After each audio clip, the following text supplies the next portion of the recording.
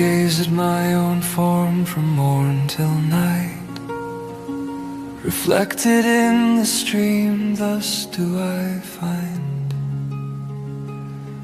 great wisdom in flung curves of wind-blown light, and am the jest and scorn of all mankind.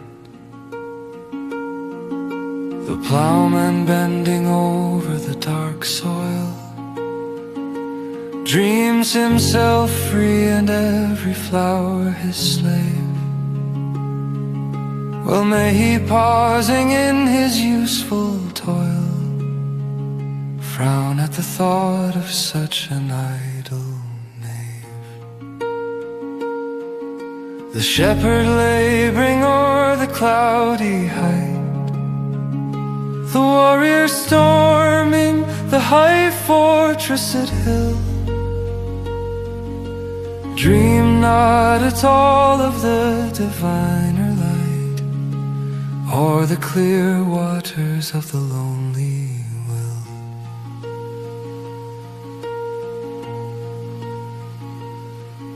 The king who rules our lives with flame and sword sees not his own face mirrored in the tide.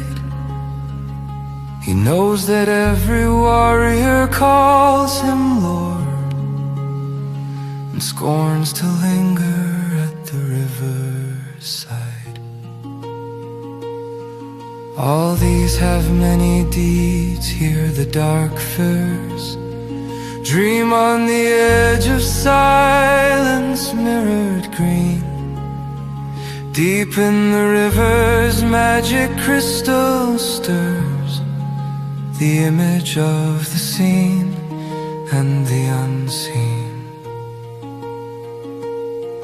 Down in the river's heart, strange broken dreams float luminous and tremble and recede, and the lost torch of vanished wisdom gleams, caught in the green net of the water.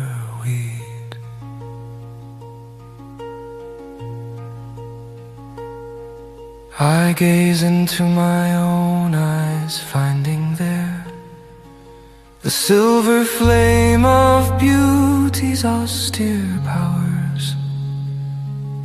The sunlight dazzles me from my own hair, my face is but a flower among the flowers. Behold each shining curl in watery curves presses the circle of all living things. To my dull heart the current breaks and swerves, and back to heaven the drowning starlight flings.